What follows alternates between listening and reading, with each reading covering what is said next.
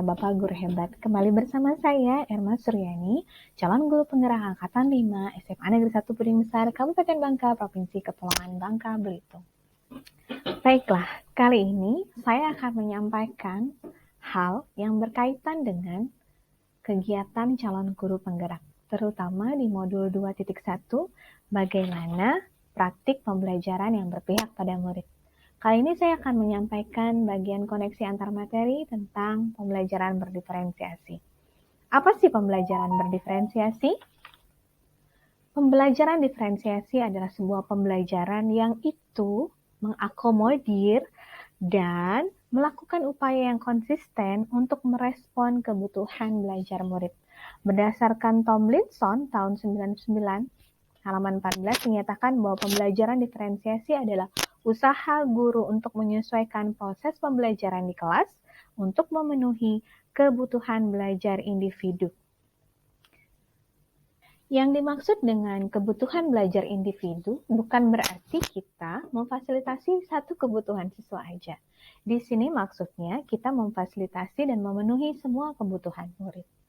Seperti yang disampaikan di modul sebelumnya, Ki Hajar Dewantara telah menyatakan bahwa maksud dari pendidikan adalah menuntun segala kekuatan kodrat pada anak. Di filosofi pendidikan Ki Hajar Dewantara. Bagaimana agar murid-murid itu menjadi manusia atau menjadi anggota masyarakat yang dapat mencapai keselamatan dan kebahagiaan setinggi-tingginya. Sekarang kita tanya, kebutuhan murid itu seperti apa saja sih? Kebutuhan murid itu cakupannya sangat luas karena ada keberagaman murid. Bisa saja dia berasal dari keluarga yang berbeda, kesulitan dia dalam memahami bahasa berbeda, cara dia untuk belajar pun berbeda. Yang itu bisa kita lihat dari survei yang sudah kita lakukan. Lalu, bagaimana kita bicara tentang kebutuhan murid itu sendiri? Untuk mengetahui kebutuhan murid, ada 3 aspek yang bisa kita lihat. Yang pertama, kesiapan belajar atau readiness. Yang kedua adalah minat murid. Dan yang ketiga adalah profil belajar murid. Pembelajaran berdiferensiasi memenuhi kebutuhan murid yang bisa kita lihat dari ketiganya tadi.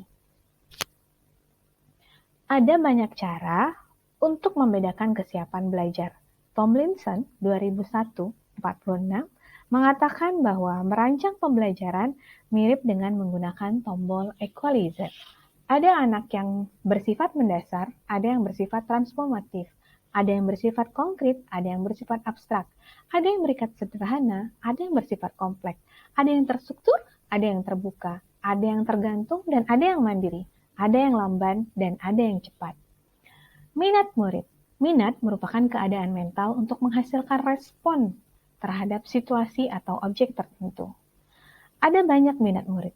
Misalnya, bagaimana kita bisa menciptakan pembelajaran yang menarik perhatian murid. Murid punya minat yang bermacam-macam. Kecenderungan mereka pun berbeda-beda. Ada yang menyukai hewan, ada yang menyukai kartun, dan lain sebagainya. Lalu kita bicara dengan profil belajar murid. Profil belajar murid itu ada beberapa, di antaranya lingkungan belajar, budaya, dan gaya belajar. Lalu seperti apa pembelajaran diferensiasi ini bisa memfasilitasi kebutuhan murid yang berbeda? Berdasarkan pembelajaran modul, ada sebuah artikel yang ini sudah dipublikasikan di website.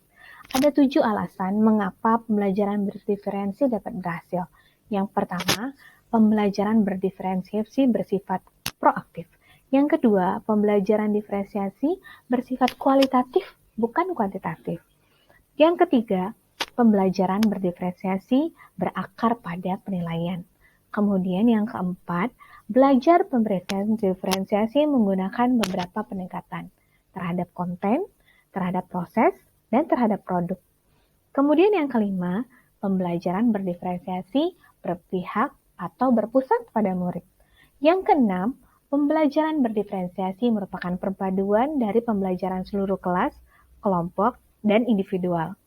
Yang terakhir, Pembelajaran diferensiasi bersifat organik dan dinamis.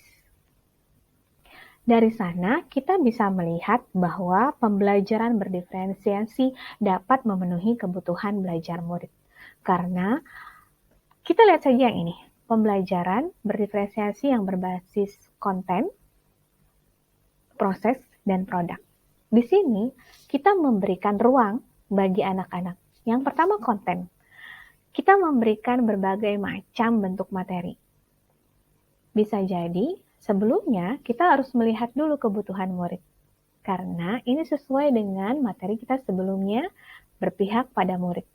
Kita harus tahu dulu seperti apa kebutuhan murid kita. Apa yang mereka miliki. Kodrat apa yang mereka punya. Seperti yang disampaikan dulu bahwa murid ibarat seorang petani, guru tidak bisa merubah tanaman padi berbuah jagung. Tapi yang bisa dilakukan adalah bagaimana merawat padi tersebut. Jadi, pembelajaran berdiferensiasi itu betul-betul memenuhi kebutuhan murid. Ketika kita melakukan diferensiasi konten, kita sudah melihat seperti apa minat belajar murid, bagaimana profil belajar murid, dan bagaimana kesiapan murid. Dengan bentuk konten yang berbeda, ada yang melalui video, ada yang melalui buku, ada yang melalui penjelasan, itu merupakan bentuk konten yang berbeda. Dalam pembelajaran yang saya berikan baru-baru ini tentang eksponen, saya menyajikan LKPD dengan you can see, you can do, dan you can read. You can see, mereka bisa mendengarkan video pembelajaran yang saya tayangkan lewat YouTube. You can see, you can read, mereka bisa membaca buku pembelajaran yang ada dan LKPD yang saya berikan pun. You can do, saya memberikan mereka ruang untuk melakukan praktik sederhana berkaitan dengan eksponen itu sendiri. Ini merupakan bentuk bagaimana saya memenuhi kebutuhan mereka yang berbeda-beda. Gaya belajar anak yang auditory mungkin bisa mendengarkan video. Gaya belajar anak yang visual mungkin bisa difasilitasi dengan membaca. Dan gaya belajar anak yang kinestetik mungkin bisa difasilitasi dengan melakukan aktivitas. Dengan keberagaman konten, ini adalah merupakan salah satu cara bagaimana seorang guru bersifat among kepada muridnya, memberikan fasilitas beragam dalam konten pembelajaran, memenuhi kebutuhan murid sesuai dengan kodratnya. Ketika kita sudah mengetahui kebutuhan murid seperti apa, sebagai seorang guru yang merupakan pemimpin pembelajaran harus bisa menyesuaikan, harus bisa memberikan peran terbaik sebagai seorang guru. Pemimpin pembelajaran mampu tidak hanya tergerak tapi juga menggerakkan. Bagaimana kita sebagai guru menggerakkan anak-anak sesuai dengan kebutuhan dan profil mereka masing-masing. Kemudian, ketika merancang sebuah pembelajaran, maka kita akan melihat seperti apa tujuan pembelajaran yang ingin kita capai. Kita akan rancang tahapan-tahapan yang sesuai. Di sini, di pembelajaran diferensiasi, saya berusaha untuk melihat teknik apa yang saya bisa gunakan agar bisa memenuhi kebutuhan murid. Bagaimana proses yang harus saya lakukan, tidak hanya sekedar saya memberikan materi atau mereka hanya berinstruksi, tapi bagaimana anak-anak bisa menjiwai mereka sebagai sebuah profil pelajar Pancasila yang berkolaborasi antara satu dengan yang lain, di mana setiap proses diferensiasi akan berbeda. Misalnya, dalam pembelajaran eksponen yang saya lakukan, tahap pertama, mereka akan berbicara dengan diri sendiri. Tahap yang kedua, mereka diajak berdiskusi, dibagi kelompok sesuai dengan kemampuan yang mereka miliki. Saya melakukan semacam tes di awal, yang itu juga merupakan bagian dari disiplin positif, bagian refleksi, melihat kemampuan diri mereka. Dari sana, saya bisa membaca, oh, anak-anak ternyata bagian yang sudah paham ada berapa orang, yang belum paham ada berapa orang. Ini menjadi dasar saya membagi kelompok mereka.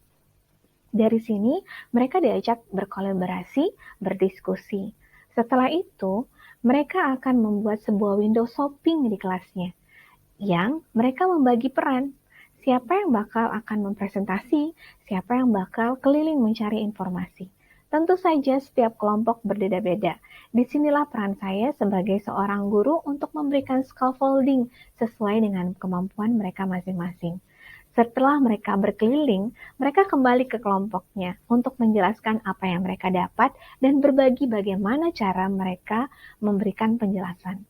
Setelah itu dikumpulkan lagi di ruang besar, saya menanyakan refleksi yang merupakan bagian penting dari pembelajaran sebuah disiplin positif.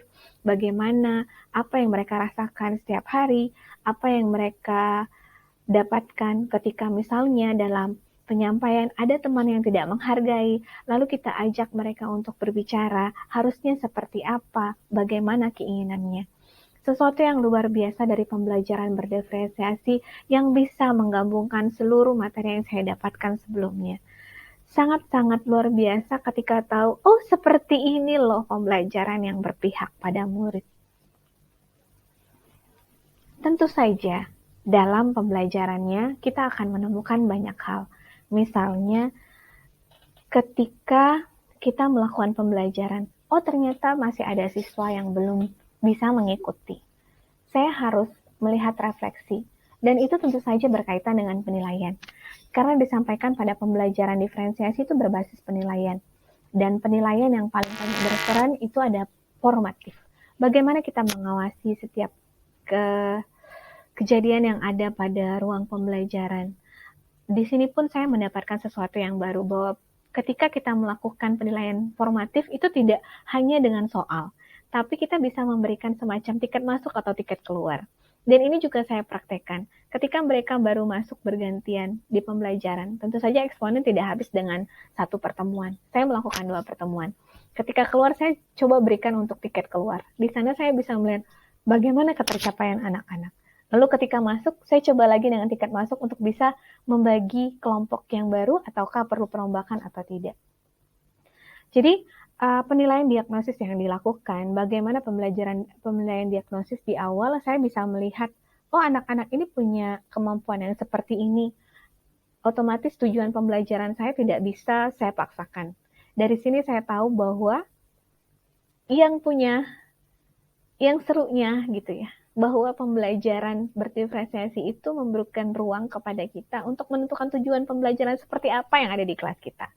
Jadi kita tidak merasa terbebani dengan materi yang harus dihabiskan, tapi saya mencari sesuatu yang bagaimana anak-anak ini bisa mencapai tujuan pembelajarannya sesuai dengan kemampuan dan kebutuhan mereka gitu. Kemudian di penilaian sumatif yang biasanya mungkin saya hanya soal, tapi dengan diferensiasi produk, saya berusaha untuk memberikan ruang kepada mereka untuk beragam hasil produk, tapi tidak lepas dari tujuan pembelajaran. Dan ternyata mereka semangat untuk melakukannya. Hal ini saya lakukan di kelas 11 IPA 1. Jadi kami belajar tentang program linear dan saya berikan pilihan kepada mereka untuk menyampaikan hasil dari pembelajaran selama beberapa pertemuan. Mereka silakan mau bikin vlog, atau mau bikin presentasi, atau mau bikin pamflet, yang itu isinya tentang program linear yang sesuai dengan tujuan pembelajarannya, bagaimana mereka bisa menggunakan konsep program linear untuk menyelesaikan masalah kontekstual. Luar biasa tentang pembelajaran diferensiasi. Saya merasa tantangan ini adalah sesuatu yang bisa menyemangati saya untuk bisa melakukan lebih baik. Apapun yang terjadi, harus tetap maju, karena murid adalah sesuatu yang luar biasa. Sangat menyenangkan bisa menjadi bagian mereka untuk menjadi lebih baik. Lagi-lagi, kembali ke modul 1.4 tentang disiplin positif. Di sini saya menyadari apapun yang terjadi itu adalah sebuah proses. Setiap orang punya alasan untuk melakukan sesuatu, tapi bukan berarti sebuah kesalahan itu dibolehkan. Tapi bagaimana untuk memperbaiki keadaan. Kesepakatan yang ada di modul 1.4 membuat saya lebih bersemangat untuk melakukan pembelajaran diferensiasi karena anak-anak sudah tergiring untuk membuat sebuah kesepakatan dan keyakinan kelas yang mereka percayai. Dari perjalanan CGP modul 1 hingga modul ini 2.1 adalah sesuatu yang luar biasa. Pembelajaran diferensiasi bukan sekedar sebuah model dan bukan sebuah metode, tapi dia sebuah meaningful yang membuat well-being atas pembelajaran yang luar biasa. Semangat Bapak dan Ibu guru hebat untuk menjadikan anak-anak hebat yang bahagia. Salam dan bahagia Bapak dan Ibu guru hebat. Assalamualaikum warahmatullahi wabarakatuh.